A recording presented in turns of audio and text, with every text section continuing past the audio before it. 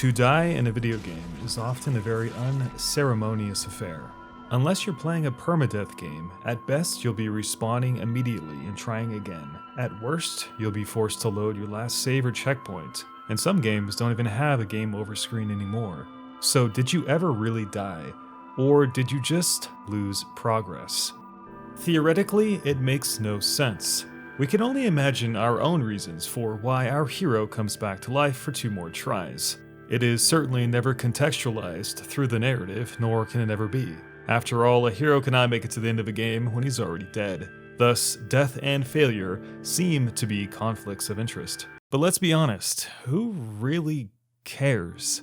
The main goal of a game is to provide entertainment, and getting hung up on the semantics of its fictional coherences, its true purpose, its ludo-narrative blah blah blah, is kind of overthinking it. Though that's not to say we can't take the subject material more seriously and make death more than a simple game over restart loop. BioShock explains player death by using Vita chambers, which have a deep history within Rapture and are eventually tied to the ongoing narrative. Until Dawn forces players to swap characters upon death, ultimately having somewhat of a butterfly effect to chew on by the game's end. Prince of Persia proclaims, "No, that's not what happened," on the game over screen, as if we can rewind time to retrofit the player back into a story in which that character does not die. Hellblade, Senua's Sacrifice, warns the player that progress will be lost if you continue to die. Demon's Souls, Shadow of Mordor, Bloodborne, they have you play as a character cursed with immortality, destined to exist in limbo forever, which definitely justifies coming back to life.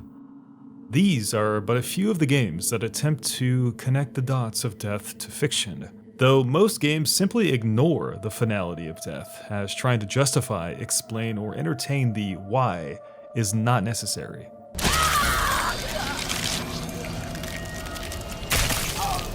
Instead, many rely on the shock factor to garner an emotional response in its place, hoping to convey the gravity of death with graphic illustration. Iconic games like Resident Evil and Tomb Raider host grotesque and violent death pieces, often with uncomfortably close-up camera work zoomed in on the detail, a far cry from falling into a black pit. Equally effective are moments in games like Inside, Limbo, and Hearts of Darkness, in which the player suffers appalling deaths, like being eaten alive, meat ground, pulverized, or snapped in 2. There's nothing like a gruesome death animation to keep players on their toes. Usually, the more unsettling the death and the closer we can get to it, it feels more visceral, potentially masking the feeling that this is only a game. Even though there's no explanation for why we get to come back to life, these moments elevate the classic "you're dead" moment into more than a passing reminder of a game's difficulty. Speaking of which, difficulty is often linked directly to failure states, and every game punishes players differently. In some games, there is no punishment. This is often the case in platformers, where pits, spikes, terrain, and misplaced jumps can result in a sudden death. But since you respawn immediately and near the spot of your previous demise, there's little pain in the mistake, nor much wasted time, which is a crucial element to player retention. Lenient failure states allow games to increase overall difficulty, knowing that if the player dies, they can just retry almost instantaneously. In other games, failure states are much more affecting, such as games that have deaths that are continuous in nature. Continuous failure states don't revert progress to a past moment in time, one in which the player had a set amount of items or currency. They reset them, sometimes back to square one.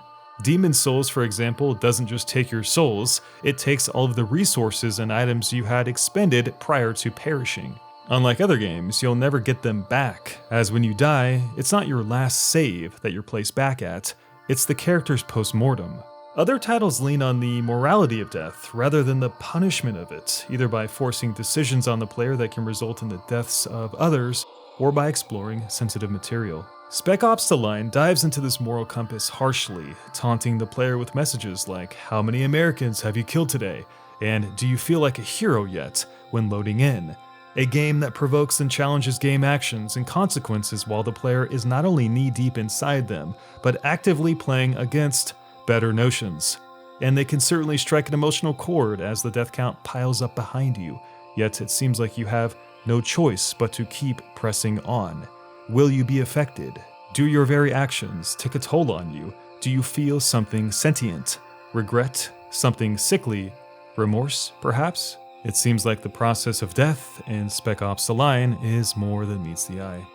Mass Effect, Life is Strange, The Walking Dead, Beyond Two Souls, Heavy Rain, among a myriad of others, they all charge the player with the uncomfortable action of taking life, watching others perish, or saving someone if they choose. Or maybe just watching the aftermath of what death looks like and feels like. A collapsed family, a lover full of regrets, an unjustifiable fatality connected to the player. It's an exercise in treating games as a canvas for players to wrestle with their own internal beliefs and swallow the grim, uncomfortable realities of what's in front of them, and sometimes what they have to do. However, most games do not need such heavy-handed treatment. Death, for the majority, need only hit a few important buttons. These include, mainly, to push the game forward, to create tension, to define a failure state, and most importantly, to make the game playable. After all, would you like a video game if it ended when you died the first time? A game so hard that you had to beat it without dying a single time? Some would, most probably wouldn't. Failure states are often analogous to the very identity of video games, and some say without them there is no video game. If you can't fail, and there's no mechanical challenge outside of pushing the analog stick forward, why not just watch the game instead? Hard to argue with that notion, that if you can't die, you're inside an experience, maybe just not a game. Obviously, the goal of video games is to use failure states to propel the player onwards towards a sense of mastery and finality, while treading a fine line of not pissing the player off too much, as honestly, everyone wants to win. Without a sense of achievements, be it to become a better player or to finish the title, many just wouldn't have a reason to care, especially when the sensation of failure is not present to encourage persistence.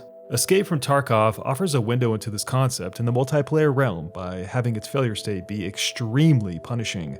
In a genre replete with shooters that bring you back to life instantly, Tarkov embraces the chilling notion that death should be very painful. Not only do you lose your time and your progress, but players also lose everything they have, save for a small safety container should they die. There's a feeling of being stretched thin in Tarkov, constantly injecting fear and mental stimulation into every moment of every raid. For those new to the game, it can often cause you to freeze at the sound of gunfire, fearful of the death few games let feel so close, cold, and thieving.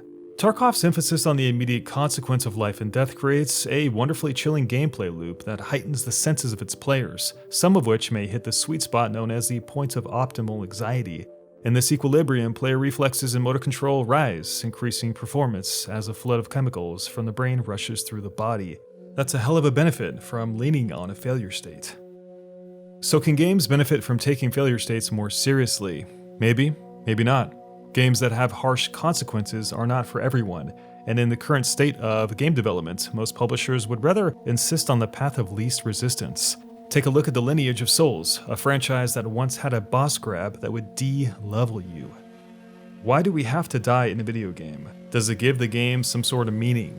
Should it be contextualized, and what's the best way to treat it? I guess, for me, death doesn't need to be some sort of lofty philosophical concept. It doesn't need to be injected into the very narrative confines of our games either. It's just part of gaming, because it's always been part of our games. It is nice, though, when some games try to do a little something extra with it every once in a while. Thank you for watching, my friends. Have a fantastic day. Take care.